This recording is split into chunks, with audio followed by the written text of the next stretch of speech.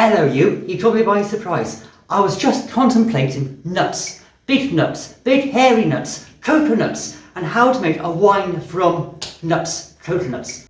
I absolutely love coconut, and I've been trying to make the perfect coconut wine recipe for ages. But up here in Orkney, it's very hard to find coconuts. It's taken me 7 years to find real nuts. So in that meantime, that's 7 years since I've been wanting to make a coconut wine from proper coconuts.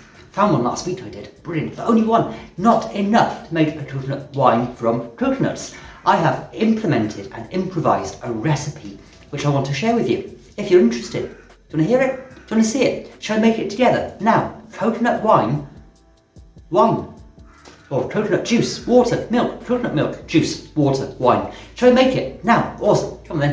And it doesn't actually involve coconuts. Brilliant, come on then. So what I've been using instead of coconuts, as in big, proper, hairy coconuts, is this stuff, coconut and rice juice in a carton. There's no preservatives, there's no additives, there's no additional sweeteners. So it makes the ideal base for a wine. So I want to share with you my version of a coconut wine, and it's easy, really simple. So come on, let's make this wine together. First thing we need is a clean, sanitized, sterilized demijohn, all ready to go, and a funnel. And what we'll do is pour in 2 litres of the coconut and rice drink. Whatever it is. Can you call it juice? It's just coconut and rice, unsweetened. Lidl's, Prime, Tesco's do the same version, as do Asda's, I've seen online. Anyway, the rice does add a certain amount of added body to the coconut, which really helps. Rice wine is fantastic, and it really works well with the coconut. So, we want to pour in 2 litres of your coconut and rice juice drink. Just pour it straight in. With your 2 litres of coconut and rice milk added to the demijohn, grab yourself 1 litre of apple juice. Choose a litre without any added preservatives, because you don't want the preservatives to inhibit your yeast when you come to add it. You can use other varieties of juice instead of apple juice.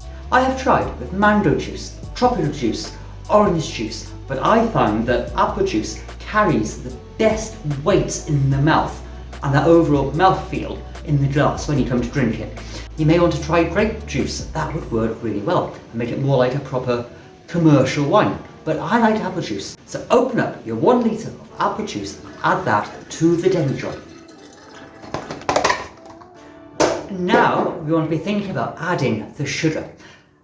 1.2 to 1.3 kilograms of sugar work really well. And I find that if you use brown sugar, demerara sugar works really well, because that brings out a sort of rum flavour, a tropical punch style flavour and essence to the wine. So I'll be adding 300 grams of brown sugar and 1 kilogram of granulated normal sugar. But what I like to do with this wine in particular is to try to caramelise the brown sugar. I will be making a video about caramelizing sugar in wine at some point relatively soon.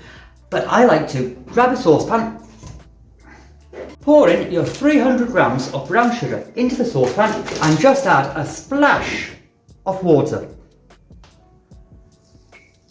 So we trickle just to help it along the way, and turn on the heat. And you want to keep on moving it around so that the caramelization can take place. Ideally, you don't want it to burn, you just want to go toffee-like within the saucepan. So keep it moving around in the pan. As that water evaporates, the sugar will absorb some of it and the overall sugar and sweetness will start to caramelize, which is what you're after. You'll notice when the brown sugar has started to caramelize, it goes denser, it goes darker, it turns into a toffee syrupy solution. And the point you want to catch that is when you can draw a fork, spoon or knife through it and it separates slightly and leaves a parting behind it. That is ideal. You've caught it in time, you haven't let it burn, And this is the time you want to take out any longer and it'll burn the bottom of the pan, and your wife won't be happy with the washing up she has to do. So wait until it's that perfect moment, that perfect sweetness. It really does change the flavour and the essence of the sugar. It turns it into a tropical masterpiece along with the coconut and the apple. Brilliant stuff. I love caramelizing stuff. So with that done and caramelized, you want to pour it into your demi-job.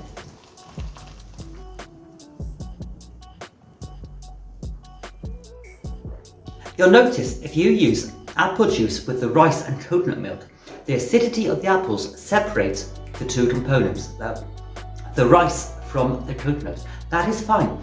It will sort itself out when it starts fermenting and there's movement in it. And what we want to do now is add a kilogram of normal granulated sugar to the mix. So I'm removing my 1 kilogram into the same saucepan as the caramelized brown sugar and adding water and just slowly dissolving it on the heat so that it's a liquid form. It's a syrup, not a granulated substance. So pour your sugar into a saucepan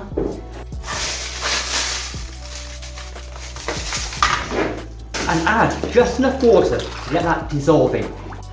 And add that 1 kilogram with a bit of water into the demi-job.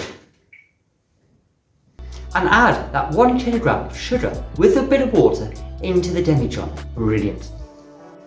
And if you've judged it about right, the liquid should be up to just between the shoulders and the neck of the demi-job, so that when you add your yeast, the party it's going to have will not explode all over your little pipe.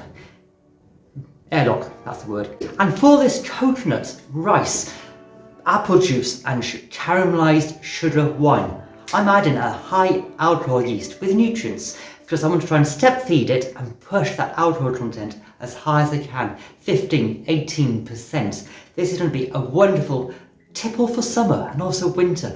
It's going to remind you of the Caribbean and beach parties and summers on the beach. So simply pour in your yeast and just dream of those topless beaches, and sprinkle that into the demi-job and set it aside in a warm place for 4 or 5 days so that that initial fervid, vigorous fermentation can take place and the yeast can do its thing and colonise that demi-job. Once that beach party has completed and the initial froth and foam has calmed down, top it up and leave it to ferment to dry. Back sweeten if you fancy. Let it mature then for a few months, 3, 4, 5 months. And I cannot wait to do a taste test of this wine. And if you want to see another fantastic tropical drink, check out this mango and saffron wine video up by here. And I'll see you all really soon. You have a good day now. Have fun.